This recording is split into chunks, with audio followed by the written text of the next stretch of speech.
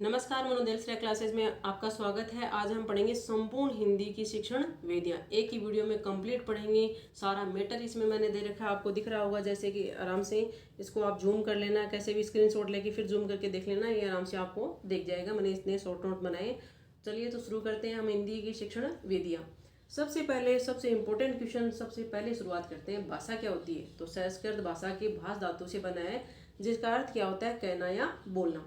भाषा क्या है पूछा जाता है। भाषा एक साधन होता है, भाषा एक माध्यम भी होती है, भाषा की खुद की मनोदशा होती है, भाषा एक विचार है, भाषा की आंतरिक दशा है, भाषा अभिव्यक्ति का साधन है। तो ये कितने भी वर्ड मिल जाए आपको ध्यान में रखना है।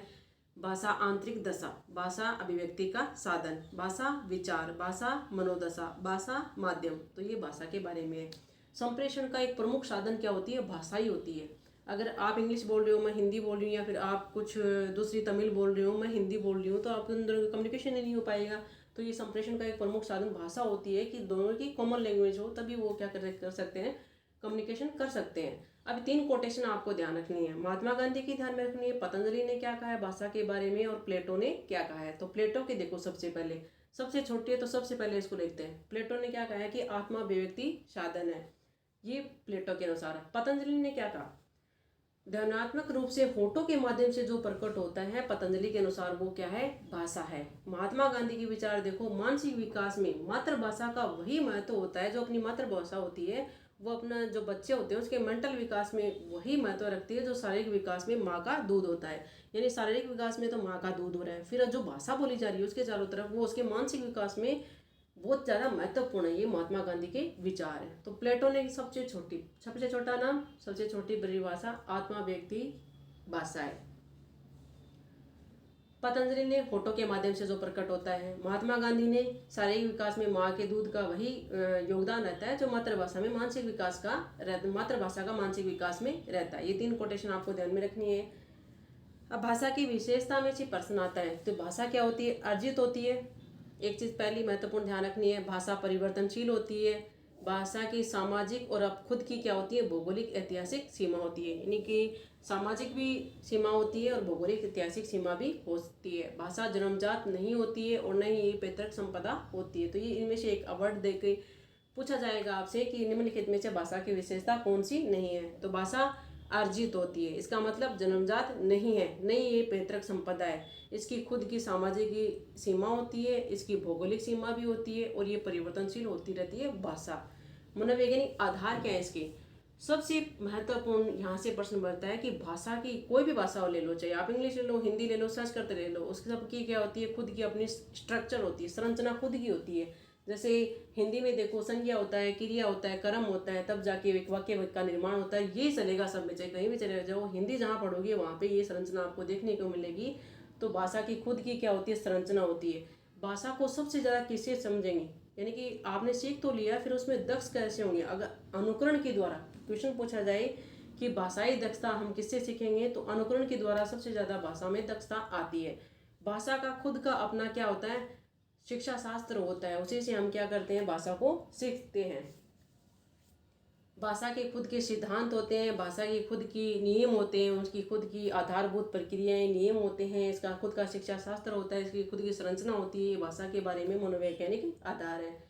अब शिक्षण की समस्याएं क्या क्या होती हैं? भाषा के बारे में कॉमन नॉलेज हमने देख लिया, विशेषता देख ली, 3 कोटेशन देख लिए, फिर मनोवैज्ञानिक आधार भी देख लिया कि खुद की संरचना है, खुद का एक शिक्षा शास्त्र है, इसका खुद के इसके सिद्धांत होते हैं, खुद के इसके नियम होते हैं, तब आप भाषा सीख जाओगे। अब शिक्षण की समस्याएं, आप भाषा पढ़ा रहे हो तो क्या क्या समस्याएं आ सकती हैं आपके सामने? तो उद्देश्यों की पूर्ति के लिए हम क्या करते हैं? सारी चीज़ें करते हैं कि उद्देश्य की पूर्ति क्या रहती है? एक बच्चे को समझाना। उसी में अगर कठिनाई आ रही है, वो भी किसी भी प्रकार से उसमें बाधा हो रही है, तो वो क्या कहलाएगी? शिक्षण की समस्या हो रही है। अब बाधा देखो कैसे कैसे होंगी। सबसे पहले तो शिक्षण में शिक्षक के द्वारा क्या बाधाएं होंगी? शिक्षक उसमें क्या काम करता है? जो शिक्षण की प्रक्रिया होती है वो चालक का काम करती है। प्रक्रिया में नियोजनात्मक कार्य करता है, व्यवस्थापकीय कार्य करता है, टीचर एक प्रशासकीय कार्य भी। यानी क्लास के अंदर वही व्यवस्थापकीय है टीचर, वही नियोजनात्मक प्रक्रिया है और प्रक्रिया करने वाला रहेगा, और वही प्रशासकीय कार्य करने वाला रहेगा टीचर। अब टीचर देखो किस प्रकार से समस्या उत्पन्न कर सकता है एक शिक्षण, बढ़िया शिक्षण करवाने में। अगर उसमें भाषाई दक्षता नहीं है, उसमें अच्छी योग्यता नहीं है, उसमें अच्छा अनुभव नहीं है, तो उसको अच्छे तरह से बच्चों को पढ़ा नहीं पाएगा, तो बच्चे समझ नहीं पाएंगे। उसकी भाषा के प्रति क्या है, नकारात्मक दृष्टिकोण है, उसमें भाषाई क्षमताओं का अभाव है। भाषाई क्षमताओं का अभाव जैसे देखो एक वर्ड दिया मिलेगा आपको, सौंदर्य अनुभूति नहीं कर पा रहा है, साहित्य में उसको रुचि नहीं है, स्वयं खुद अध्ययन नहीं कर पा रहा, स्वयं के अध्ययन की उसकी रुचि नहीं है, नवीन रचनाओं में उसकी रुचि नहीं है, तो भी शिक्षण प्रभावी रहता है। वक्ता व श्रोता गुणों का उसमें अभाव रहता है। खुद टीचर के गुण बताए जा रहे हैं कि क्या क्या उसमें कमी रहेंगी, तो शिक्षण नहीं करवा पाएगा। भाषाई शिक्षा शास्त्र का अभाव रहेगा, समझ उसमें नहीं रहेगी। कक्षा में बहुभाषिकता को वो एक साधन के रूप में प्रयोग नहीं लेगा। बहुभाषिकता वर्ड आया तो देखो इसका क्या अर्थ होता है कि कक्षा में एक से अधिक अगर भाषा का प्रयोग किया जा रहा है तो वो क्या कहलाती है, बहुभाषिकता कहलाती है। अब देखो आगे, शिक्षक नवीन व आधुनिक जो शिक्षण प्रणालियां हैं, यानी कि जो टीचिंग मेथड जो विधियां हैं उनका प्रयोग नहीं कर पा रहा है। वो पुरानी विधियों से, जैसे व्याख्यान विधि, पाठ्य पुस्तक विधि, उन्हीं का प्रयोग लेके बच्चों को पढ़ाया जा रहा है। बच्चों में निरस्ता आती है इससे, तो वो सभी समस्याएं हैं शिक्षण एक शिक्षक के रूप में सामने आती है। शिक्षण की समस्याएं, बालक की समस्याएं क्या क्या हो सकती हैं, देखो भाषाई शिक्षण के प्रति उदासीन रहता है। सभी ये सोचते हैं कि हिंदी है, सभी इंग्लिश को ज़्यादा गंभीर मानते हैं, हिंदी संस्कृत को समझते हैं, क्लास में पढ़ लेंगे पास हो जाएंगे, यही किया हुआ है सभी का। तो भाषा शिक्षण के प्रति उदासीन होना, नकारात्मक उसका विचार है कि क्या करेंगे, चलो हमने तो पास ही होना है, आगे कौन सा व्यवसाय का। तो व्यवसायिक इसमें भी इम्पोर्टेंट चीज़ है कि व्यवसायिक नहीं माना जाता इनको, तब इनको सीखने में रुचि भी कम रहती है बच्चे की। तो बच्चा पाठ्यक्रम का व्यवसायिक न होना, ट्यूशन मिलेगा आपको कि व्यवसायिक न होना, तो ये एक महत्वपूर्ण कारण मान के निकल के आया है कि पाठ्यक्रम संबंधी कारक में आता है कि पाठ्यक्रम का व्यवसायिक न होना भी बच्चा इसमें सीखने की प्रति रुचि कम दिखाता है। परंपरागत और नीरस जो पाठ्यक्रम है वही चला, यानी सदियों से उसी पाठ्यक्रम से पढ़ाया जा रहा है हिंदी संस्कृत को, और इंग्लिश को बच्चा एक गंभीर सब्जेक्ट के रूप में लेता है और उसको थोड़ा तवज्जो भी ज़्यादा देता है कि इंग्लिश अगर मुझे आ जाएगी तो बहुत अच्छी बात है। तो ये पाठ्यक्रम संबंधी कारक हो गए, बालक की समस्याओं के अंतर्गत आते हैं। अन्य कारक में देखो आवश्यक साधनों का अभाव, आवश्यक स्कूल के अंदर है वो आवश्यक साधन ही नहीं है, उपकरण नहीं है, वातावरण नहीं है अच्छा स्कूल का, भाषा में समृद्ध वातावरण का अभाव पाया गया है, तब भी भाषा शिक्षण में समस्याएं आती हैं। भाषा शिक्षकों का अभाव, एक अच्छा शिक्षक ही नहीं है, एक अच्छे शिक्षक से तो अनुकरण के द्वारा सबसे ज़्यादा भाषा सीखी जाती है, एक अच्छा शिक्षक ही नहीं है तो फिर सीखेंगे कैसे। ये तो हो गई शिक्षण की समस्याएं। अब शिक्षण के कौशल कौन कौन से हैं, तो शिक्षण के कौशलों को दो भागों में डिवाइड किया गया। तो सामान्य कौशल, एक आता है विशिष्ट कौशल। अब देखो सामान्य कौशल में क्या आता है, सामान्य कौशल जो सभी विषयों के लिए समान हो वो तो सामान्य कौशल। विशिष्ट कौशल में क्या होगा, जिसका संबंध किसी विषय विशेष के लिए, जैसे संस्कृत का खुद का अपना खुद मीटर है, हिंदी का खुद का है, ये विशिष्ट कौशल में आएगा, इंग्लिश का खुद का है, और बाकी सारे सब्जेक्ट हैं जैसे कि इन सबको एक साथ मिला लिया जाए तो वो क्या हो गया, सामान्य कौशल हो गया। दो टाइप में डिवाइड किया गया है शिक्षण के कौशल को, सामान्य कौशल और विशिष्ट कौशल। सामान्य कौशल में देखो सबके लिए समान, इसलिए आधारभूत कौशल है। तो पूछा जाए कि सामान्य कौशल क्या है, तो एक आधारभूत कौशल है। इसमें क्या किया जाता है, कोई भी सब्जेक्ट किसी भी टीचर को कुछ भी पढ़ाना हो तो वो क्या करेगा, सबसे पहले उद्देश्यों का निर्माण करेगा। प्रस्तावना कौशल होना चाहिए, उसमें प्रश्न संबंधी भी कौशल होना चाहिए, श्यामपट्ट संबंधी कौशल होना चाहिए, उद्दीपन परिवर्तन कौशल भी होना चाहिए, उसमें पुनर्बलन कौशल होना चाहिए और समीपता का कौशल होना चाहिए। अब इनको विशेष शिक्षण सामान्य कौशल, इनको एक एक करके देखते हैं हम। सबसे पहले मैंने क्या बताया, उद्देश्य निर्माण संबंधी कौशल। इसमें देखो ब्लूम ने बताए उद्देश्य निर्माण संबंधी कौशलों के बारे में। ब्लूम के अनुसार पहले आएगा ज्ञानात्मक कौशल, फिर आएगा अवबोध कौशल, फिर ज्ञानोपयोग कौशल, फिर कौशल ज्ञानोपयोग कौशल आ गया, फिर अभिरुचि, फिर अभिवृत्ति। ये ब्लूम के अनुसार है। उद्देश्य शिक्षण प्रक्रिया के मार्गदर्शक होते हैं। तो मार्गदर्शक कौन होते हैं, उद्देश्य होते हैं, उसी से क्या है शिक्षण का निर्माण किया जाता है। अधिकतम प्रयास इसी के लिए किया जाता है, उद्देश्य के लिए, क्योंकि इसमें क्या होता है पूछा जाएगा। ब्लूम के अनुसार उद्देश्य निर्माण क्या है, तो ज्ञानात्मक, अवबोध, ज्ञानोपयोग होनी चाहिए, उसमें अभिरुचि होनी चाहिए और अभिवृत्ति होनी चाहिए। प्रस्तावना देखो कौशल में क्या है, प्रस्तावना कौशल में, तो प्रस्तावना कौशल में इसके द्वारा शिक्षक बालकों के पूर्व अनुभवों का लाभ उठाते हुए नवीन ज्ञान का परिचय या प्रस्तुति करता है। तो ये प्रस्तावना कौशल है। प्रस्तावना कौशल में आप अगर किसी बच्चे को कोई कुछ पढ़ा रहे हो, पढ़ाने के लिए जा रहे हो, पढ़ाने के लिए गए, तो वहाँ से पहले आप बच्चों के जो नॉलेज हैं उसको पहले आप गेन करो, पहले लोगे, फिर उसके बाद में आप उसको प्रस्तुत करोगे, देखोगे बच्चों को पहले कितना आता है। तो इसके द्वारा परिचय कराया जाता है। तो पाठ का परिचय कौन से कौशल में करवाया जाता है, क्वेश्चन पूछा जाता है। तो प्रस्तावना कौशल में पाठ का परिचय करवाया जाता है और बच्चे के पुराने ज्ञान को नवीन ज्ञान से जोड़ा जाता है। तो ये प्रस्तावना कौशल। उद्देश्य निर्माण ब्लूम का याद रखना है। प्रस्तावना कौशल में क्या किया जाता है, पाठ का परिचय करवाया जाता है। प्रश्न कौशल में प्रश्न का क्रम सबसे पहले निर्धारित किया जाता है। ठीक है, प्रश्न के क्रम में कौन कौन से हैं कि वस्तुनिष्ठ प्रश्न है, फिर अति लघुतरात्मक क्वेश्चन आते हैं, फिर लघुतरात्मक क्वेश्चन आते हैं, फिर निबंधात्मक प्रश्न आते हैं। तो ये प्रश्न कौशल में आता है। खोजपूर्ण होते हैं, जिससे क्या होगी, नवीन जानकारी हमें हासिल होगी। तो खोजपूर्ण प्रश्न भी बनाए जाते हैं। धारा प्रवाहित प्रश्न भी बनाए जाते हैं, जिससे क्या होगी, क्रमबद्ध होने पर बल दिया जाता है। 3 प्रकार के प्रश्न टीचर बनाता है। प्रश्न का क्रम पहले निर्धारित किया जाता है, फिर उसमें कुछ खोजपूर्ण प्रश्न भी होते हैं, फिर धारा प्रवाहित प्रश्न भी होते हैं। तो ये प्रश्न कौशल हो गया। पुनर्वलन कौशल कैसे होगा, यह कोई बल होता है हमारी अनुक्रियाओं की दर को घटाता है या बढ़ाता है। तो पुनर्वलन के द्वारा हम जो अनुक्रिया करती हैं वो जिस प्रकार से पुनर्वलन आपने दिया उसी प्रकार से आपको वापस आउटपुट मिल, जैसे इनपुट जैसा दोगे वैसे आउटपुट आएगा। तो अनुक्रिया की दर को घटाता है या बढ़ाता रहता है, पुनर्वलन है। शिक्षक को इस कौशल का ज्ञान होना आवश्यक होता है, क्योंकि ये कौशल बालकों को अपेक्षित व्यवहार के लिए क्या करता है, तैयार करता है कि बालक किस प्रकार से व्यवहार करेंगे, वही पुनर्वलन कौशल है। जैसा पुनर्वलन दोगे वैसे आपको मिलेगा। उद्दीपन परिवर्तन कौशल में देखो क्या होता है, शिक्षक को कक्षा में अपने हाव भाव शारीरिक अंगों का संचालन आवश्यकता के अनुसार ही करना चाहिए। उद्दीपक परिवर्तन कौशल आता है इसमें, जैसे आपने किस प्रकार से आप अपने हाथों को अपने जो श्यामपट्ट पे किस प्रकार से प्रयोग करें, किस प्रकार से आप सबके बच्चों को पढ़ा रहे हैं, ये सभी उद्दीपन परिवर्तन कौशल के अंतर्गत आते हैं। श्यामपट्ट कौशल देखो, शिक्षक को श्यामपट्ट में दक्षता का होना बहुत आवश्यक होता है। उसमें सावधानियां उसमें श्यामपट्ट में उसको बरतनी होती हैं। लेखन के समय उसमें 90 डिग्री का कोण होना चाहिए, लेखन स्पष्ट होना चाहिए, केवल आवश्यक बातों का ही उल्लेख किया जाए श्यामपट्ट पर, ऐसे नहीं कि सभी कुछ इसमें लिखा हुआ हो। तो ये श्यामपट्ट कौशल हो गया। हमने कैसे क्या पढ़ा, शिक्षण के कौशल पढ़े, सामान्य कौशल और विशिष्ट कौशल पढ़ रहे हैं। सामान्य कौशल में हमने पढ़ लिया उद्देश्य निर्माण, प्रस्तावना कौशल, प्रश्न संबंधी कौशल भी पढ़ लिए, श्यामपट्ट संबंधी कौशल भी पढ़ लिया और उद्दीपन परिवर्तन कौशल भी हमने पढ़ लिया, पुनर्वलन कौशल भी हमने पढ़ लिया। तो ये तो हो गए हमने पूरे के पूरे शिक्षण के कौशल। सामान्य कौशल हो गए। अब हम पढ़ेंगे विशिष्ट कौशल, जिसे हमें ट्रिक से याद करते हैं सर्वोपल्ली। श्रवण, बोलना, वाचन, लेखन। ठीक है, ये सभी विशिष्ट कौशल के अंतर्गत आते हैं। श्रवण कौशल देखो सबसे पहले क्या होता है, श्रवण कौशल ये प्रथम कौशल होता है। सबसे पहले इसकी बात है, श्रवण कौशल प्रथम कौशल स्वाभाविक क्रिया होती है एक श्रवण कौशल की, यानी कि जो पैदा हुआ है अगर उसमें कोई बीमारी नहीं है तो सभी सुनते हैं। तो ये क्या है, स्वाभाविक क्रिया है। अब इसका विकास कैसे हो गया, सह स्वर वाचन का प्रयोग करके हम श्रवण कौशल का विकास कर सकते हैं। बालकों के चारों ओर समृद्ध वातावरण बना के हम इसको काफ़ी डेवलप कर सकते हैं।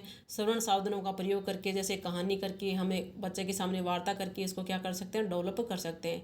तो श्रवण कौशल प्रथम कौशल है, याद रखना, स्वाभाविक क्रिया है ये। इसको बढ़ा कैसे सकते हैं, सहस्वर वाचन करके, उसके साथ में कहानी बता के या फिर वार्ता करके, समृद्ध वातावरण बना करके, श्रवण साधनों का प्रयोग करके। बोलना, कहना या उच्चारण तीनों एक ही चीज़ के लिए प्रयुक्त होते हैं। दूसरा कौशल आ गया अपना, श्रवण कौशल हमने पढ़ लिया, बोलना, कहना और उच्चारण दूसरा कौशल। इसमें शब्द, वर्ण, भाषाई प्रतीकों को जब ध्यानपूर्वक रूप से मुख के द्वारा व्यक्त करते हैं तो उसे हम क्या कहेंगे, बोलना या उच्चारण करना। श्रवण में तो हम सिर्फ सुन रहे थे, कहानी सुन रहे थे, वार्ता अगर बच्चे के सामने आप करोगे तो वो भी सुनेगा सारी चीज़ें। तो ये तो श्रवण में है। बोलने में जब हम मुख के द्वारा कुछ उच्चारण करेंगे वो क्या है, बोलना या कहना या फिर उच्चारण करना है। उच्चारण स्पष्ट होना चाहिए, प्रभावी होना चाहिए, उसमें धारा प्रवाह होनी चाहिए, लयबद्ध होना चाहिए, त्रुटि विहीन उच्चारण होना चाहिए बच्चे के सामने। उच्चारण संबंधी अशुद्धता नहीं करनी है, तभी बच्चा अच्छी तरह से उच्चारण कर पाएगा, अच्छी तरह से बोलना सीख पाएगा। भाषाई दक्षता में किस प्रकार के लिए उपयोगी होते हैं, तो ये सभी जो श्रवण कौशल है वो अगर भाषा आपको सही करवानी तो सबसे महत्वपूर्ण कौशल होता है बोलना, कहना या उच्चारण करना। तो बोलना संबंधी जो कौशल है इसको विकास करना क्यों इसलिए ज़रूरी है, तो क्योंकि भाषा में दक्षता इसी से आती है। बालक की जो असावधानी होती है भाषा की, वो उसी पारिवारिक जैसे विद्यालय वातावरण उत्तरदायी होता है, इसमें शिक्षक भी उत्तरदायी होता है। अगर शिक्षक ही गलत उच्चारण कर रहा है तो बच्चा भी सही ढंग से नहीं सीखेगा। भाषा की अगर क्षमता जन्मजात है, भय है, शीघ्रता है, ये भय वो क्वेश्चन पूछा हुआ है। भय क्या करता है, ये बोलने पर क्या करता है, अंकुश लगाता है। अगर भय नहीं है तो आप अच्छी तरह से बोल नहीं पाओगे, उच्चारण नहीं कर पाओगे। शीघ्रता से अगर कोई बोल रहा है, ध्यान केंद्रित न होने के कारण भी गलत उच्चारण कर सकता है। तो ये वर्ड हैं, ये काफ़ी ध्यान इंपॉर्टेंट हैं उच्चारण संबंधी समस्याओं के क्या क्या कारण हो सकते हैं। बालक की असावधानी हो सकती है, भाषाई या पारिवारिक जो समस्याएं आती है वो आती हैं, या फिर विद्यालय वातावरण भी इसके लिए उत्तरदायी होता है। शिक्षक के द्वारा गलत उच्चारण किया गया है, किसी भी भाषा क्षमता का जन्मजात भय, शीघ्रता, ध्यान पर केंद्रित नहीं होता। ये तो हो गया दूसरा। तीसरा देखो वाचन। मुद्रित एवं लिखित सामग्री क्या कहलाती है? वाचन कहलाती है। उसमें उच्चारण प्रभावी या स्पष्ट या धारा प्रभाव, इससे कोई मैटर नहीं करता, आपने कैसा लिखा है वो इसमें वाचन संबंधी कौशल में आता है। सस्वर वाचन या मौन वाचन। सस्वर वाचन और मौन वाचन में देखो, यानी वाणी का उतार चढ़ाव। सॉरी, मैंने गलत बता दिया क्या आपको? लेखन में अच्छा वाचन है ये ना, तो मुद्रित एवं लिखित सामग्री का उच्चारण है वो प्रभावी होता है, इसमें स्पष्ट और लयबद्ध होना चाहिए, उसमें धारा प्रवाही होना चाहिए। तो वाचन में एक सस्वर वाचन होगा, एक मौन वाचन होगा। तो वाणी का उतार चढ़ाव, अनुलोम विलोम का प्रयोग करना, बल देना, जैसे भी आप अनुलोम विलोम कर रहे हो उस पर बल देना, उच्चारण शुद्ध करना, पठन की जो स्थिति है वो शुद्ध होनी चाहिए, अनावश्यक शारीरिक स्थिति का संचालन नहीं करना चाहिए वाचन के अंतर्गत। तो आप जैसे चल रहे हो इधर उधर, ज़्यादा फास्ट चल रहे हो, इधर उधर कुछ भी बोल रहे हो, बच्चे को कुछ समझ ही नहीं आ रहा, अनावश्यक शारीरिक गतिविधि नहीं करनी चाहिए, पठन की जो स्थिति है वो भी सही रहनी चाहिए, उच्चारण भी शुद्ध होना चाहिए, अनुलोम पे बल देना चाहिए, वाणी में उतार चढ़ाव होना चाहिए, आपके लयबद्ध होना चाहिए, धारा प्रभाविता होना चाहिए, उच्चारण प्रभावी होना चाहिए, स्पष्ट होना चाहिए। तो ये सभी आते हैं वाचन की सावधानियों के अंतर्गत। अब वाचन की विधियाँ कौन सी होती हैं ये पढ़ेंगे हम। अक्षरबोध विधि, देखो और कहो विधि, ध्वनि साम्य विधि, अनुध्वनि विधि, यंत्र विधि, संवेद विधि, संगीति विधि। तो संगीत एक आती है मारिया मोंटेरेज की विधि। इस विधि में बालकों के सम्मुख विचित्र वस्तुएं उनके नाम की पर्चियों के साथ रख दी जाती हैं, जिसका अवलोकन करना बच्चे को होता है। तो इसके अंतर्गत ये क्या करते हैं, चित्र रख दिए जाते हैं, चित्र के अनुसार उसमें कुछ पर्चियाँ रख दी जाती हैं और उसी से बच्चा सीखता है मारिया मोंटेरेज के अनुसार। सस्वर वाचन और मौन वाचन। तो देखो सस्वर वाचन है वो एक आदर्श वाचन होता है। वाचन के दो प्रकार है, सस्वर वाचन और मौन वाचन। तो बालकों के द्वारा किया जाता है सस्वर वाचन और मौन वाचन। समूह में भी कर सकते हैं हम या फिर अकेला भी कर सकता है मौन वाचन। आत्मविश्वास बढ़ाने के लिए मौन वाचन करवाया जाता है। सस्वर वाचन में एक आदर्श वाचन होता है, इसमें वाचन प्रारंभ होता है और प्रथम वाचन होता है सस्वर वाचन। इसी से क्या होता है, वाचन प्रारंभ होता है, शिक्षक के द्वारा होता है ये सस्वर वाचन। अनुकरण वाचन, सस्वर वाचन, आदर्श वाचन और अनुकरण वाचन। आदर्श वाचन में क्या हो गया, इसमें वाचन प्रारंभ किया जाता है, शिक्षक के द्वारा किया जाता है। अनुकरण वाचन में व्यक्तिगत बच्चा प्रारंभ करता है, ये श्रेष्ठ होता है अनुकरण वाचन और उत्तम होता है, बालक के द्वारा किया जाता है। मौन वाचन, वाचन पढ़ लिया आपने। वाचन दो टाइप का हो गया, सस्वर वाचन और मौन वाचन। सस्वर वाचन भी दो टाइप का हो गया, आदर्श वाचन और अनुकरण वाचन। आदर्श वाचन क्या होगा, शिक्षक के द्वारा किया जाएगा और वाचन प्रारंभ भी शिक्षक के द्वारा किया जाता है, तो शिक्षक के द्वारा प्रारंभ किया गया आदर्श वाचन। फिर अनुकरण करता है बच्चा। प्रथम वाचन कौन सा है, आदर्श वाचन।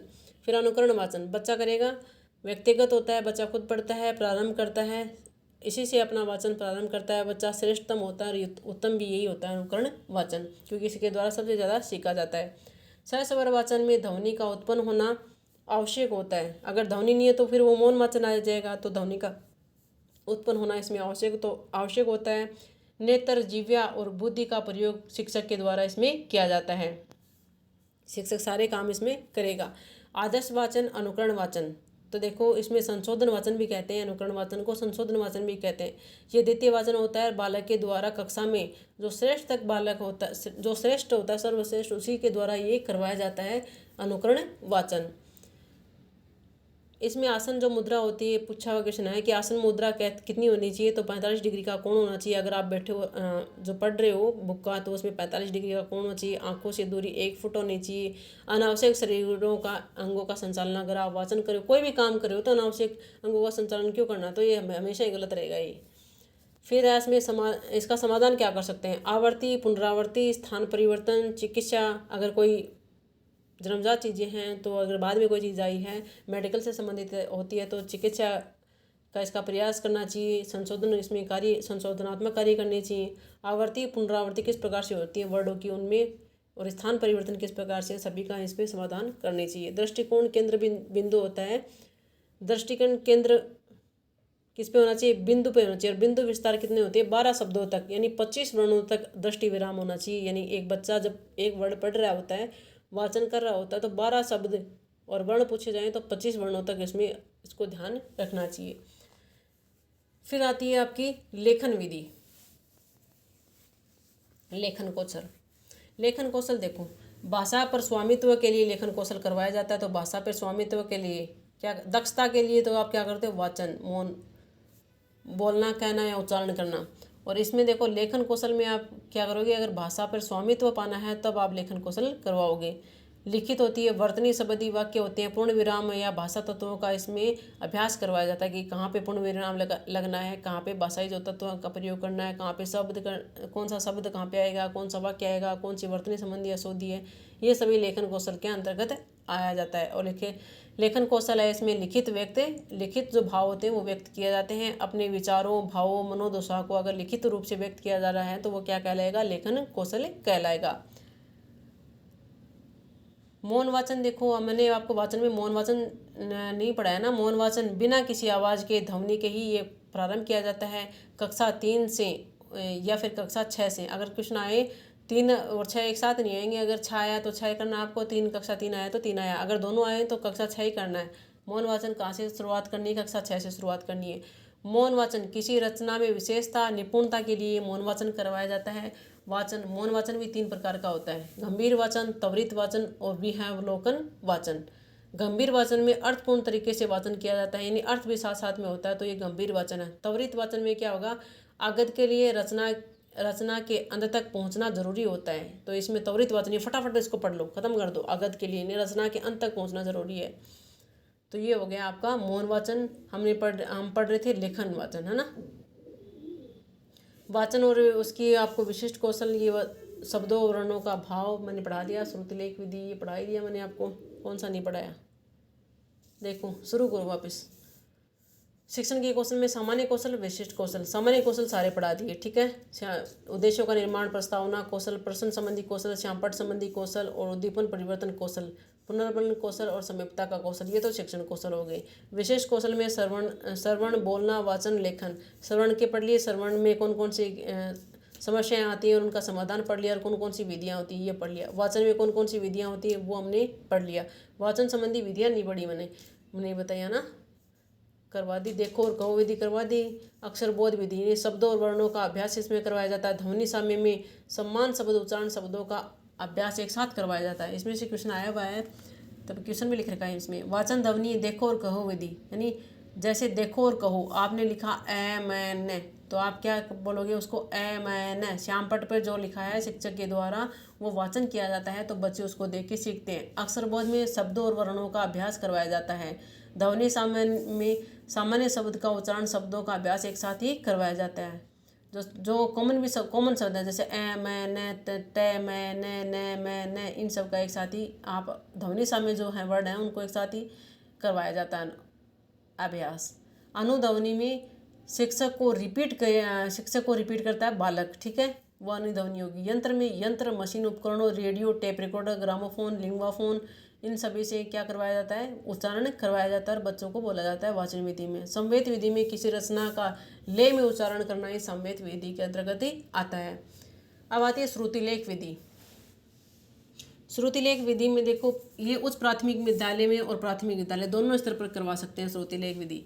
प्राथमिक स्तर पर 10 से 15% समय प्राथमिक स्तर पर इसमें दिया जाता है। तो क्वेश्चन पूछा जाता है कि कितने प्रतिशत श्रुतिलेख विधि प्राथमिक स्तर पर करवाया जाता है, तो 10 से 15% समय इसमें काम में लेते हैं। फिर बच्चों के लिए पाठ क्या होना चाहिए, पठित होना चाहिए। अगर प्राथमिक स्तर पर पठित होना चाहिए और उच्च प्राथमिक स्तर पर क्या होना चाहिए, अपठित होना चाहिए। पाठ का पठित होना आवश्यक नहीं है, पढ़ा हुआ तो भी ठीक है, नहीं पढ़ा हुआ तो भी ठीक है। उस प्राथमिक विद्यालय में, प्राथमिक स्तर के बच्चों में, और इसमें टाइम कितना दिया जाता है, 3 से 5%, और छोटे बच्चों में 10 से 15% है। और पाठ का पढ़ा होना जरूरी है, तभी अच्छे तरह से श्रुतिलेख लिख पाएंगे। जबकि उस प्राथमिक में 3 से 5% समय लिया जाता है और इसका पाठ पढ़ा होना आवश्यक नहीं होता है। इसमें सावधानी क्या होती है श्रुतिलेख में, लेखन माध्यम व आंखों के मध्य 1 फुट की दूरी होनी चाहिए। लेखन करते समय 60 डिग्री का कोण होना चाहिए। पहले पढ़ा दिया था, पेन व कलम ठीक अवस्था में होने चाहिए। लेखन की विधियाँ कौन कौन सी होती हैं, तो सार्थक रेखा विधि, खंडशः लेखन विधि, अनुलेखन विधि, स्वतंत्र लेखन विधि, जैक्रोट विधि, जैक्टोट है ना, जैक्रोट नहीं, जैक्टोट विधि, मोंटेसरी विधि, रेखानुकरण विधि और मोंटेसरी विधि। तो देखो अब सार्थक रेखा विधि में क्या होता है, बालक को सीधी स्पष्ट रेखा, जैसे पाई आपने लिखा तो पाई को किस प्रकार से लिखना है, स्पष्ट रूप से आपको सिखाया जाता है, तो सार्थक रेखा विधि होगी। खंड से लेखन विधि में वर्णों के साथ अभ्यास करवाया जाता है, तो खंड खंड करके, जैसे शब्द है, शब्द का खंड कर लिया आपने, वर्ण बना, वर्णों से तो क्या बनता है, शब्द बनता है, तो खंड से में क्या करेंगे, वर्णों के साथ में अभ्यास करवाया जाता है। फिर आती है अनुलेखन विधि। अनुलेखन विधि बालकों की कॉपी में जो लिखा होता है उसे देख कर ही लिखना होता है। अनुलेखन विधि में स्वतंत्र लेखन विधि में बिना किसी की सहायता के लिखना होता है बच्चे को। जैकटॉट विधि में क्या किया जाएगा, कुछ शब्दों को आप दिखाओगे और कुछ शब्दों को बिना देखे दिखाया जाएगा, फिर उसे उसके द्वारा आप विषय वस्तु की जांच करोगे। कुछ शब्दों को आपने दिखाया, फिर उसी के अनुसार कुछ वर्ड और हैं तो उनको और दिखाओगे आप, तो जैकटॉट विधि में ये किया जाता है। कुछ चित्र होते हैं, कुछ चित्र नहीं दिखाए जाते, फिर चित्र दिखाए जाते हैं, फिर नहीं चित्र दिखाए जाते, फिर उन्हीं के अनुसार विषय वस्तु की जाँच कर ली जाती है। मॉन्टेसरी विधि में क्या करती है, वर्ण आकृति की समझ के आकार के उसने क्या किए, लकड़ी, प्लास्टिक के गत्ते या फाइबर के कोई भी किसी भी प्रकार के वर्ड जो अक्षर होते हैं, वर्ण होते हैं, उनको बना दिया गया और फिर बच्चों को बोला जाता है कि आप उनकी उसके ऊपर अंगुलियां फेरो। ये मॉन्टेसरी विधि है। रेखा अनुसरण विधि में क्या हो गया, कुछ रेखा, कुछ संकेत होते हैं, उनके माध्यम से वर्ण व शब्दों को पेन पेंसिल के द्वारा समझा जाता है। उसके ऊपर जैसे आपने डॉट डॉट डॉट ए बना दिया, डॉट डॉट से, फिर बच्चे को बोलेंगे इसके चारों तरफ फेरो, तो वो धीरे धीरे ऐसे फेरता रहेगा तो समझ जाएगा कि ये ए की आकृति ऐसी होती है। फिर आप इसको बताओगे ना कि ये ए है तो वो समझ जाएगा। छोटे बच्चों में बहुत ज़्यादा करवाई जाती है। फिर एक आती है कविता शिक्षण विधि। कविता शिक्षण विधि सबसे इम्पोर्टेंट है, इससे क्वेश्चन भी बहुत आते हैं कविता शिक्षण विधि में।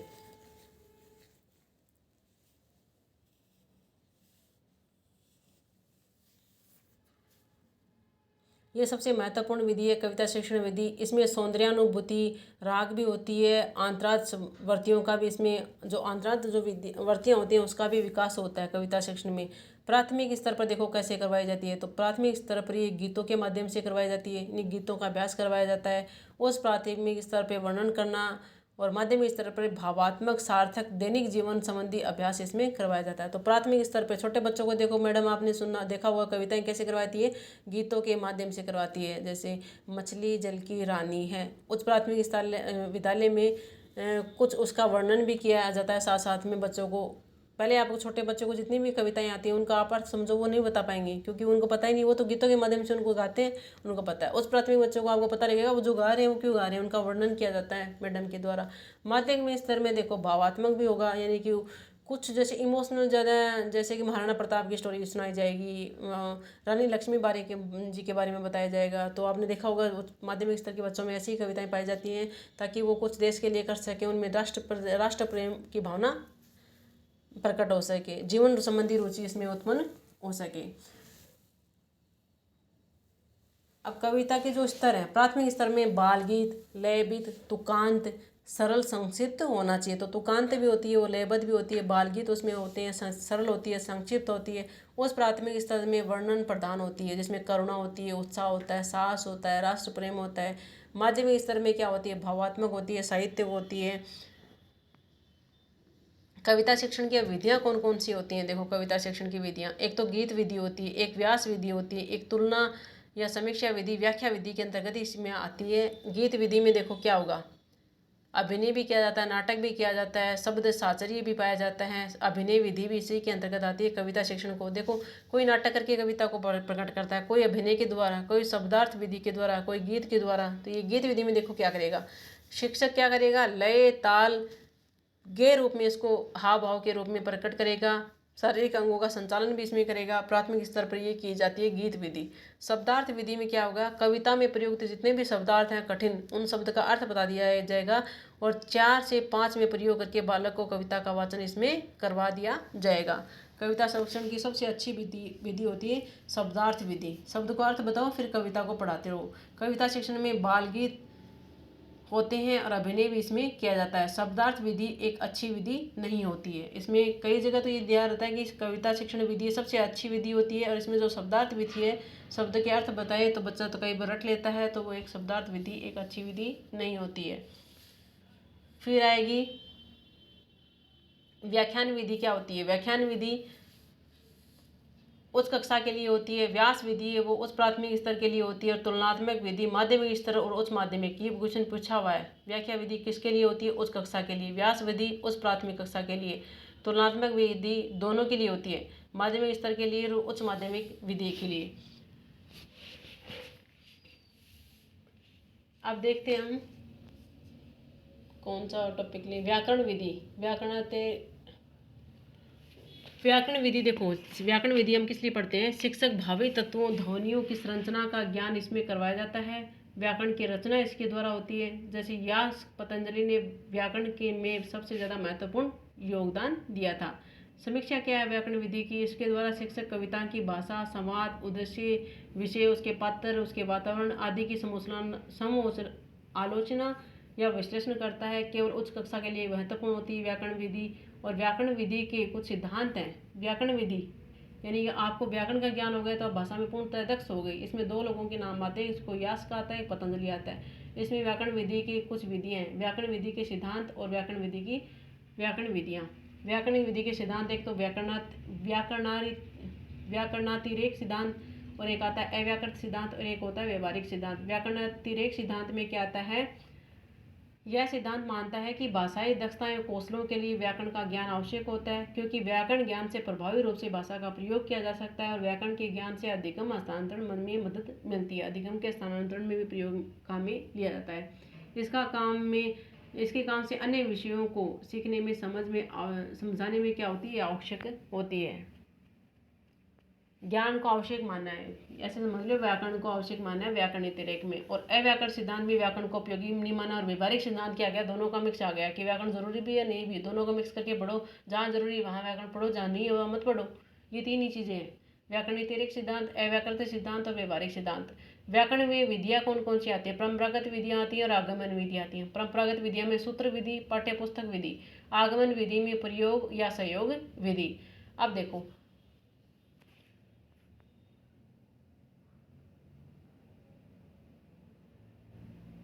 भाषा संसर्ग विधि। देखो, भाषा संसर्ग विधि में इसमें आप जहाँ पे लेसन पढ़ा रहे हो ना, वहाँ पे साथ में इसको भाषा को साथ में लेके चलो और वहीं पे उसके कुछ नियम आते हैं उनको बता दो, बच्चों को समझते जाएंगे। जैसे नियम तथा सिद्धांतों को पृथक रूप से शिक्षण नहीं करवाया जाता, शिक्षण के समय निहित नियमों का ज्ञान उसी समय करवा दिया जाता है। ये उच्च प्राथमिक स्तर यानी 1 से लेकर 8वीं तक उपयोगी रहती है। समय व परिश्रम की उसमें बचत होती है भाषा संसर्ग विधि में, और सरल विधि होती है। इसमें अवगुण क्या होते हैं भाषा संसर्ग विधि के? व्याकरण की सामान्य जानकारी ही इसमें प्रदान की जाती है, क्योंकि आप जब लेसन के बीच में कोई चीज़ आ रही है उसी को उसी टाइम बता रहे हो, तो इसमें क्या होगी? सामान्य जानकारी आप दे पाओगे अच्छी तरह से। अगर अलग से अगर व्याकरण लेके चलते हो तो आप ज़्यादा बता पाओगे। तो ये इसका दोष होता है कि सामान्य जानकारी प्रदान की जाती है, व्याकरण दक्षता उत्पन्न नहीं होती। इसमें भाषाई अभ्यास के लिए उचित समय नहीं मिल पाता है। यह व्यवहारिक विधि होती है। इसमें रचना के समय प्रयुक्त नियमों का परिचय ही इसमें करवा दिया जाता है, और वहीं शिक्षक प्रयोग जो भाषा में दक्ष हो वही इसका प्रयोग कर सकता है। उसको पता तो लगे कम से कम कि इस लेसन में कहाँ पे क्या व्याकरण आई है, तभी तो वो बता पाएगा। तो इसमें भाषा शिक्षक का दक्ष होना भी बहुत ज़रूरी होता है। फिर है व्याकरण अनुवाद विधि। व्याकरण अनुवाद विधि, इसमें नियम बताए जाते हैं, फिर अनुवाद बताया जाता है। जैसे शब्दों और शब्दावली, इसी प्रकार से जो शब्द होते हैं उसमें पहले नियम होते हैं, तो नियमों को बताया जाता है। शब्दावली भी इसी प्रकार से पढ़ाई जाती है। कोई नवीन भाषा इसी प्रकार से सिखाई जाती है व्याकरण अनुवाद विधि से। राष्ट्रभाषा को मातृभाषा में अनुवादित कर सिखाया जाता है। जो राष्ट्रभाषा होती है उसे हम क्या करेंगे? मातृभाषा में ही अनुवादित करके सिखाए जाएंगे व्याकरण अनुवाद विधि में। सरल होती है, संक्षिप्त होती है, प्रारंभिक कक्षाओं के लिए बहुत उपयोगी होती है। प्रभावी, इसमें जो सीखना होता है वो प्रभावी होता है। अनुवाद व्याकरण के नियमों के अनुसार ही किया जाता है व्याकरण अनुवाद विधि में। अवगुण क्या होते हैं इसके व्याकरण अनुवाद विधि के? ये भाषाई दृष्टि में समझ, जिसमें भाषाई दृष्टिकोण की समझ होती है वही इसको समझ पाते हैं। बालक का ध्यान ज़्यादा जरूरी होना चाहिए। मातृभाषा पर अधिक जोर दिया जाता है, तो मातृभाषा पर अधिक निर्भर होने से नवीन भाषा की सहजता के गुण इसमें कम आते हैं। अनुभवी शिक्षक होने चाहिए। इसमें व्याकरण के नियमों पर आधारित शिक्षण होना चाहिए। सिद्धांत इसी के अनुसार बनते हैं कि आपने नियम बताया फिर अनुवाद करवाया। तो आपने कितनी पढ़ी? व्याकरण विधि में आप क्या करोगे? संरचना का ज्ञान करवाओगे। संरचना का व्याकरण विधि के अनुसार भाषा संसर्ग विधि, बीच बीच में कोई व्याकरण के वर्ड आए उनको बता दिया। फिर व्याकरण अनुवाद विधि, व्याकरण के अनुसार आपने नियम बताए, फिर अनुवाद करवा दिया, फिर ऐसे आपने उसको समझा दिया। तो इसकी कमियां बता दी, इनके दोष बता दिए। फिर यंत्र विधि। यंत्र विधि एक मनोवैज्ञानिक विधि है, ध्यान रखना। तीव्रता से बच्चा इसमें सीखता है और इसमें 40% याद रखता है बच्चा। यंत्र विधि में बच्चा रोचक रहेगा, बाल केंद्रित रहेगी, बालक क्रियाशील रहेगा, तत्पर रहेगा और जिज्ञासु रहेगा इस यंत्र विधि के अंतर्गत। यंत्र विधि में देखो, बालक को प्रत्यक्ष रूप से सीखने व समझने में इसमें अवसर दिए जाते हैं और इसमें कक्षागत अरुचि निरस्ता समाप्त होती है और वातावरण जीवंत बनता है। यंत्र विधि में अगर आप किसी भी सहायक सामग्री का प्रयोग करते हो तो ये बहुत ज़्यादा प्रभावी रहता है। ज्ञान व सीमित कौशलों का इसमें विकास होता है। समय अधिक तो लगता है लेकिन ये बहुत उपयोगी होती है। साधन भी इसमें महंगे आते हैं। अगर आपको यंत्र लेके आओगे तो महंगा तो होगा ही, तो वही थोड़ी सी इसकी ये कमी है, बाकी ये बहुत बढ़िया विधि है यंत्र विधि। पाठ्य पुस्तक विधि व्याकरण की, जैसे पाठ्य पुस्तक विधि में क्या आता है कि ये आगमन विधि होती है। व्याकरण अनुवाद विधि तो निगमन विधि है, नियम बताए, अनुवाद करवा दिए और अब बच्चे को सबसे ज़्यादा याद होगा। जबकि पाठ्य पुस्तक विधि एक आगमन विधि है, इसमें पहले उदाहरण दिए जाते हैं, फिर निरीक्षण, फिर विश्लेषण होता है, फिर नियम और सिद्धांत बताए जाते हैं। तो व्याकरण की पुस्तक के माध्यम से ही सिद्धांत का स्मरण करवाया जाता है पाठ्य पुस्तक विधि में। इसके गुण क्या क्या होते हैं पाठ्य पुस्तक विधि में? उच्च कक्षा सरल होती है, उच्च कक्षा के लिए उपयोगी होती है, सरल होती है, संक्षिप्त होती है, अधिक ज्ञान प्रदान किया जाता है, नियमों के द्वारा हम कर सकते हैं, सिद्धांतों का ज्ञान करवाने की दृष्टि से सरल विधि है ये। और भाषा संसर्ग विधि में क्या करवाएंगे हम? मैंने अभी आपको बताया, भाषा और व्याकरणीय ज्ञान इसमें किया जाता है। नहीं, नियम भी चलेगा और भाषा भी साथ साथ चलेगी। बालकों को स्वतंत्र भाषा या अभिव्यक्ति के अवसर ऐसी भाषा संसर्ग विधि के द्वारा करवाया जाता है। यंत्र विधि में आपको बता दिया मैंने, चित्र रेखा चित्र बालकों के लिए, जैसे अखबार है उसके द्वारा चलचित्र जो परिदृश्य हैं उनको भी काम में ले सकते हैं। श्यामपट्ट में शिक्षक, श्यामपट्ट क्या होता है? एक शिक्षक के मित्र के रूप में होता है। OHP सिरोपरि प्रोजेक्टर होता है, सिरोपरि प्रोजेक्ट, फेनल बोर्ड होते हैं, रेडियो होता है, टेप रिकॉर्डर होता है, सर्वदर्शी होता है, श्रवण कौशल होता है। ये सभी इसमें यंत्र विधि के अंतर्गत आते हैं, जिसमें सर्वे प्रयोग कर सकते हैं, दृश्य भी कर सकते हैं। तो दृश्य और सर्वे,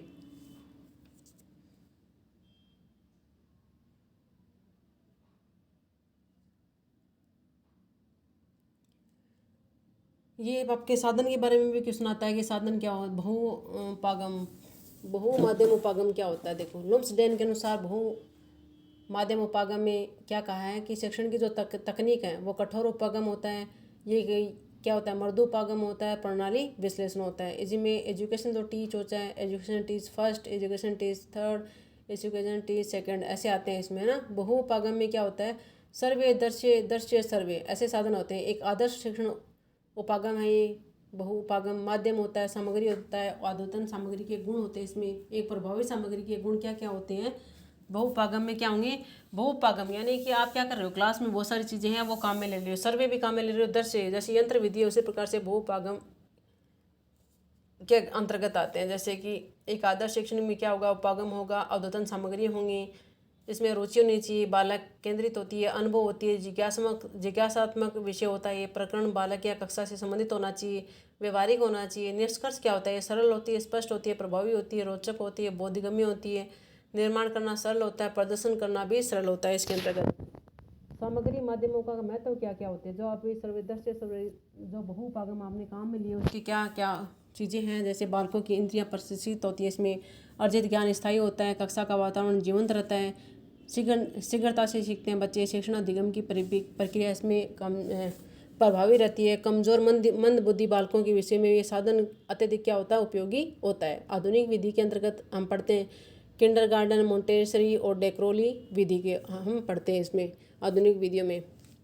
अब एक क्वेश्चन पूछा जाता है, प्रक्षेपी और अक्षेपी बहुउपागम आप समझिए, दृश्य सर्वे जितने भी उपकरण हैं उनका क्या क्या प्रयोग है, किस प्रकार से महत्वपूर्ण है, किस प्रकार से ये महत्वपूर्ण नहीं है।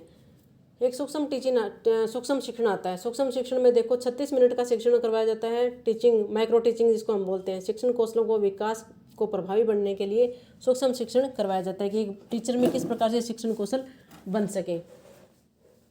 तो ये सबसे पहले अमेरिका में एचिसन 1961 इनका नाम आता है, एचिसन का। ये अवधारणा प्रस्तुत की थी इन्होंने 1961 में, एचिसन ने अमेरिका में।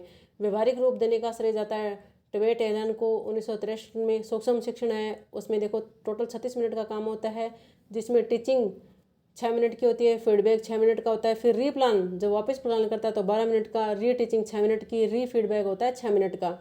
इसमें चक्रण क्या होती है, प्रतिपुष्टि की जाती है।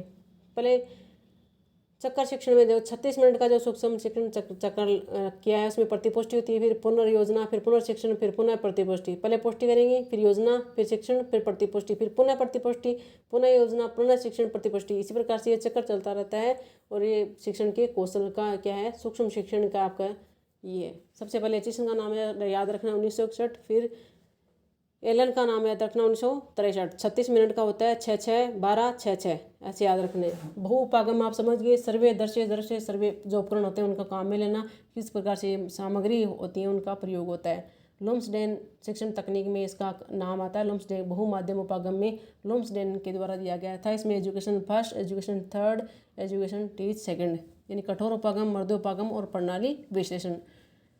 अब आता है भाषा के बीम। भाषा का बीम क्या होता है, समझ होती है बीम एक। विभिन्न बीम प्रतीक होते हैं समझने के लिए भाषा के, जो भाषा अर्जन में क्या होते हैं, सहायक होते हैं। जैसे भाषा बीम में स्थान, व्यक्ति, नाम जो सुनते हैं, जो मस्तिष्क में बीम बनता है वो भाषा बीम होता है। भाषा बीम में 4 प्रकार के महत्वपूर्ण बीम होते हैं। यानी कि मैंने आपको नाम लिया टमाटर तो आपके दिमाग में आ गया टमाटर। मैंने नाम लिया गुलाब जामुन तो आपके नाम में क्या आ गया, गुलाब जामुन। तो ये भाषा बीम उसी प्रकार से भाषा बीम होते हैं। एक तो दृश्य बीम होता है, एक सर्वे बीम होता है, एक विचार बीम होता है, एक भाव बीम होता है। 4 बीम होते हैं, ध्यान रखना भाषा में। सर्वे बीम में क्या होता है, व्यक्ति देखने पर जो बीम मस्तिष्क में आता है, जो आपने किसी व्यक्ति को देखा और आपको लगी हाँ ये देखा देखा लग रहा है, तो ये क्या है, दृश्य बीम। यानी व्यक्ति को आपने देखा और आपके बीम मस्तिष्क में बीम बना कि ये देखा देखा लग रहा है। सर्वे बीम में क्या होगा, व्यक्ति वस्तु नाम बोलने पर आकृति मस्तिष्क में आ जाती है। आपने किसी का नाम, जैसे मैं नाम लूँ सलमान खान का, आपके दिमाग में आ गया हाँ सलमान खान। मैंने नाम लिया आमिर खान का तो आपके नाम में दिमाग में आ गया हाँ ये। तो ये वस्तु व्यक्ति का अगर आपके नाम पे जैसे ताजमहल का नाम लिया तो ये भी क्या है, सर्वे बीम है। आपने सुना और बीम बन गया, और देखा बीम बना, दृश्य बीम, सुना बीम बना, सर्वे बीम। विचार बीम, दृश्य सर्वे मिलकर जो विचार बीम बनाते हैं वो विचार बीम है। भाव बीम, इसके द्वारा हाव भाव व्यक्त करते हैं तो ये भाव बीम है। अनुकरण विधि इंपॉर्टेंट है, अनुकरण विधि ये बहु माध्यम उपागम है। ये पाठ्य पुस्तक आपके लिखा हुआ है पाठ्य पुस्तक बहु आयाम उपागम। तो इसमें पाठ्य पुस्तक से क्या होगा, पाठ्य पुस्तक आपको पता है शिक्षण साधन सामग्री है। बहुआयाम यानी साधन विभिन्न तरीका, और उपागम क्या होता है, उपागम का अर्थ होता है तरीका। उपागम तरीका, बहुआयामी साधन विभिन्न, पाठ्य पुस्तक यानी शिक्षण साधन सामग्री। यानी कि आप पाठ्य पुस्तक पढ़ाने के लिए कौन कौन से साधन काम में ले रहे हैं, ये है पाठ्य पुस्तक बहुआयाम उपागम। तो ये आप सबके पढ़े हुए हैं। अनुकरण विधि, जैसे कि आप अनुकरण में क्या होगा, लेखन अनुकरण होगा, उच्चारण अनुकरण होगा, रचना अनुकरण होगा। लेखन अनुकरण में क्या होगा, रेखा अनुकरण होगा और स्वतंत्र अनुकरण होगा। और उच्चारण अनुकरण में शिक्षक उच्चारण करता है और आप उसका अनुकरण कर रहे हो। तो अनुकरण 3 प्रकार से हो सकता है। रचना अनुकरण में गद्य पद, निबंध, पत्र, ये सभी किस में आएंगे, रचना अनुकरण में आएंगे। अब एक बहुत ही महत्वपूर्ण टॉपिक आता है उपलब्धि परीक्षण। उपलब्धि परीक्षण क्या होता है, तो एक बालक विद्यालयों में शिक्षकों को जिस स्तर तक पूर्ण करवाता है और बालक के व्यवहार में जो शैक्षिक परिवर्तन होते हैं उन्हें क्या कहते हैं, बालक की उपलब्धि परीक्षण कहा जाता है। तो उपलब्धि परीक्षण की जो प्रक्रियाएं होती हैं, घटक कौन कौन से होते हैं, तो सबसे पहले क्या करवाया जाता है, उपलब्धि परीक्षण में समस्याओं का चयन किया जाता है, प्रश्नों का निर्माण किया जाता है, समय का भी निर्धारण किया जाता है, लक्ष्यों का निर्धारण किया जाता है और संपूर्ण पाठ्यक्रम को लिया जाता है। यानी कि जो फाइनल जो आपका टेस्ट होता है वो उपलब्धि परीक्षण ही है कि आपने स्कूल में आने के बाद में क्या सीखा। स्कूल फ्री मैंने क्या कहा है कि उपलब्धि परीक्षणों के द्वारा सामूहिक कौशलों की जांच होती है। गैरीसन ने कहा है कि उपलब्धि परीक्षणों के द्वारा बालकों के ज्ञान के स्तर या किसी विषय विशेष के संदर्भ में उनकी क्षमताओं की जांच होती है। तो ये फेरीमैन और गैरीसन के विचार। इसमें सामग्री के प्रकार देखे जाते हैं उपलब्धि परीक्षण में। एक तो दृश्य साधन, एक सर्वे साधन। दृश्य साधन नोटिस है, बुलेटिन बोर्ड है, फैनल बोर्ड है, मानचित्र है, ग्लोब चार्ट, कलाकृति, मॉडल है, ओवरहेड प्रोजेक्टर है, और जिसे OHP कहते हैं, ओवरहेड प्रोजेक्टर। एक बार नाम आ गया था OHP क्या है, तो ओवरहेड प्रोजेक्टर। इसे सिरोपरी प्रोजेक्ट भी कहते हैं। पुस्तकें होती हैं, एबोडोस्कोप होता है, चित्र विस्तारक यंत्र, पत्रिकाएं, ये सभी पत्र पत्रिकाएं, ये सभी। एबोडोस्कोप क्या होता है, चित्र विस्तारक यंत्र होता है। सर्वे साधन में रेडियो है, टेप रिकॉर्डर है, ग्रामोफोन है, लिंगुआ फोन है, साधारण फोन है, ये सभी सर्वे साधन के अंतर्गत आते हैं। दृश्य सर्वे साधन में सभी स्तर के बालकों के लिए उपयोगी होता है सर्वे दृश्य सिनेमा, चलचित्र, MMP, video call, TV, computer, projector, ये सभी क्या होते हैं, सर्वेदर्शी हैं। अब नील पत्र का निर्माण इसी के अंतर्गत होता है, उपलब्धि परीक्षण के अंतर्गत ही। उपलब्धि परीक्षण के अनुसार ब्लूप्रिंट तैयार किया जाता है। ब्लूप्रिंट में क्या होता है, प्रश्नों की व्यवस्थित किया जाता है, प्रश्नों का लेखन किया जाता है, अंक तालिका का निर्माण किया जाता है। तो प्रश्नों की व्यवस्थित करना, प्रश्नों का लेखन करना, फिर अंक तालिका का निर्माण करना। नील पत्र क्या होता है, एक उद्देश्य होता है, प्रश्न होता है कि इकाई भी होती है, विषय वस्तु की इकाई होती है नील पत्र। उपलब्धि परीक्षण के लिए नील पत्र का निर्माण किया जाता है। इसमें देखो उपलब्धि परीक्षण के प्रकार क्या क्या क्या होते हैं। एक तो मनोवैज्ञानिक होता है, एक शिक्षक के द्वारा अप्रमापीकृत होता है, एक प्रमापीकृत होता है। अप्रमापीकृत और प्रमापीकृत। अप्रमापीकृत में देखो, अप्रमापीकृत में है वस्तुनिष्ठ, निबंधात्मक और निदानात्मक, ये शिक्षकों के द्वारा किया जाता है। अप्रमापीकृत मनोवैज्ञानिकों के द्वारा निर्मित। प्रमापीकृत में आता है निर्माण, आधुनिक विधियां इसमें काम में आती हैं, जबकि अप्रमापीकृत शिक्षक खुद बनाता है। जो प्रश्न आपके जो टीचर बनाते हैं वो अप्रमापीकृत होता है ना। वस्तुनिष्ठ, निबंधात्मक और निदानात्मक। वस्तुनिष्ठ में क्या होता है, वस्तुनिष्ठ में सत्य, हाँ, पहचान, स्मरण होते हैं, एमसीक्यू होते हैं। सत्य में असंगत, संगत कौन कौन सी हैं, रिक्त स्थान की पूर्ति करना है, वाक्य पूर्ति करना है, शैक्षिक कठिनाइयाँ कौन कौन सी इसके अंतर्गत आती है। उपलब्धि परीक्षण में ज्ञान स्तर की जांच होती है, निपुणता कितनी हुई है इसमें, शिक्षण अधिगम प्रभावशाली किस प्रकार से रहा है, ये सभी इसके अंतर्गत आती है। निदानात्मक क्या होता है, निबंधात्मक में चिंतन शक्ति का व्यक्त किया जाता है। चिंतन शक्ति की अभिव्यक्ति होती है, किस प्रकार से वो बच्चा सोचता है। अगर आप उसको बहुत एक पेज में लिखाओगे कोई चीज़ को तो इसमें चिंतन शक्ति विकसित होती है। निदानात्मक में सिखाते समय कठिनाइयों की जांच करना निदानात्मक है। तो ये सभी आपकी क्या होगी, ब्लूप्रिंट हो गया। साक्षात्कार विधि आपके देखो एनसीएफ है, सतत एवं समग्र मूल्यांकन सीसीई, ये अपन नेक्स्ट वीडियो में करेंगे। बाकी आपकी कंप्लीट हो गई। ये एसएसटी में भी आपके फॉर्मेटिव है, ये योगात्मक है, निर्माणात्मक है, ऐसे फर्स्ट, ऐसे एफए फर्स्ट, एफए 2, एफए 3, लो मैं बता देती हूँ। हो गया ना, ये तो हो गया आपका उपलब्धि परीक्षण। अब आपके बच गया कौन सा, ये मूल्यांकन साक्षात्कार। देखो एनसीएफ 2005 से सी, इसमें क्या प्रोफेसर यशपाल जी की कमेटी के द्वारा एनसीएफ के निर्माण हुआ था। सीसीई सतत एवं समग्र मूल्यांकन सीसीई। ये अनवर्थ, सशत का क्या अर्थ होता है, अनवर्थ। समग्र यानी समपक्ष जांच, यानी बालक की जांच करना। आप बालक की संपूर्ण रूप से जांच कर रहे हो तो ये सतत एवं समग्र मूल्यांकन के अंतर्गत आता है। इसका प्रारूप है वो केंद्रीय माध्यमिक शिक्षा बोर्ड 2009 के द्वारा निर्मित किया गया था। ये इसको लागू 9वीं क्लास में 2005 और 2009 और 10 में शुरू किया गया था, जबकि 2010 और 11 में इसको व्यापक रूप से लागू कर दिया गया था। सीसी का क्रियान्वयन 2 स्तर पे हुआ था, 2 प्रकार से। एक तो फॉर्मेटिव यानी निर्माणात्मक, एक आता योगात्मक। योगात्मक में देखो, निर्माणात्मक में इसमें सबसे पहले एफए होंगे। एफए कितने होंगे, 10 नंबर के एफए होंगे। जुलाई में होगा एक एफए 10 नंबर का, 10%। सितंबर में एफए 2 होगा 10, नवंबर में ऐसे होगा 10, जनवरी में एक एफए 4 होगा 10। तो गृह कार्य, यूनिट टेस्ट, होमवर्क, ये सभी डाटा इसमें कलेक्शन किया जाता है। ये तो हो गया निर्माणात्मक यानी फॉर्मेटिव हो गया। अब इसमें योगात्मक में क्या होगा, 2 ही होंगे, ऐसे फर्स्ट और ऐसे 2। ऐसे फर्स्ट 30 नंबर का, ऐसे 2 30 नंबर का, टोटल हो गया 60 नंबर का। बाकी ये देखो 10 नंबर के आपने एफए करवाए। एफए फर्स्ट जुलाई में, सितंबर में 2, नवंबर जनवरी में। ये आपने जो एफए लिए 4, इसके 40 नंबर ये हो गए। और ऐसे 1 ऐसे 2 के हो गए 60 नंबर। तो टोटल कितने हो गए, 100 नंबर हो गए ना। तो टोटल कितनी परीक्षाएं लेते हैं, 6 परीक्षाएं लेते हैं। तो 6 एग्जाम होती हैं। ये तो हो गया आपका सीसी। साक्षात्कार में देखो व्यक्ति इसमें आमने सामने होते हैं। आयोजन और उसका क्रियान्वयन संगठित और असंगठित दोनों प्रकार से साक्षात्कार किया जा सकता है। प्रश्नावली विधि इसमें नहीं आई। मूल्यांकन देखो, मूल्यांकन की समीक्षा, अधिगम की प्रक्रिया की परिणामों की प्रभावशीलता की जांच के लिए मूल्यांकन होता है। मूल्यांकन सतत होता है, उद्देश्यपूर्ण होता है। मूल्यांकन का अर्थ क्या होता है, निर्णय करना। मूल्यांकन की विशेषता क्या होती है, वैधता होती है, विश्वसनीयता होती है, इसमें उद्देश्य पूर्ति होती है। उत्तर पुस्तिका की जांच है वो अलग अलग अंकों के माध्यम से अगर एक ही आती है तो विश्वसनीयता है। वैधता यानी उद्देश्य पूर्ति के लिए वैध है कि नहीं है। वस्तुनिष्ठता, प्रश्नों के प्रकार किस प्रकार के हैं, ऊपर किसी के विचारों का प्रभाव नहीं पड़ता है, वो वस्तुनिष्ठता है। व्यापकता क्या होती है, समस्त पाठ्यक्रम पर आधारित होती है। विभेदकारी नहीं, अंतर भेद या तुलना की जा सकती है। अगर आप किसी भी बच्चे में तुलना या भेद कर सकते हो तो वो विभेदकारी है। तो विशेषता ये वैधता होती है, विश्वसनीयता होती है। उद्देश्य, वैधता, विश्वसनीयता, वस्तुनिष्ठता, व्यापकता होती है, विभेदकारी होता है, मानकीकृत मौलिकता होती है उसमें। ठीक है। ये उद्देश्यपूर्ण होता है, व्यवहारिक होता है। मूल्यांकन का महत्व क्या क्या होता है, तो शिक्षक तथा शिक्षार्थी कक्षा वर्ग के अभिप्रेरित होता है, ये मूल्यांकन महत्व है। उन्नति होती है, अभिन्न अंग होता है ये।